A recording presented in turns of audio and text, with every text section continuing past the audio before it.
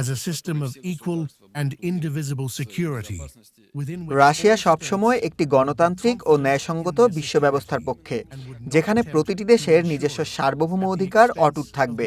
তবে বর্তমানে আমেরিকার নেতৃত্বে পশ্চিমা কিছু দেশ তাদের পুরনো আধিপত্য টিকিয়ে রাখতে মরিয়া হয়ে উঠেছে। তারা নেটোর আগ্রাসী বিস্তার ঘটাচ্ছে এবং এশিয়া প্যাসিফিকের স্বাভাবিক সহযোগিতা কাঠামো ধ্বংস করছে।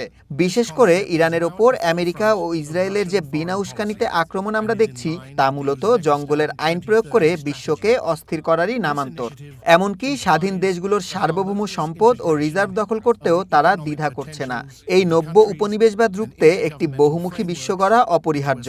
তাই president Vladimir Putin greater Eurasian পার্টনারশিপের প্রস্তাব দিয়েছেন, যা কোনো বিভাজন ছাড়াই সদস্য দেশগুলোর নিরাপত্তা ও অর্থনৈতিক উন্নয়নের নিশ্চয়তা দেবে।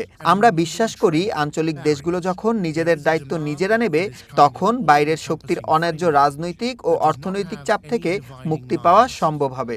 we are noting this demand among our allies and international partners.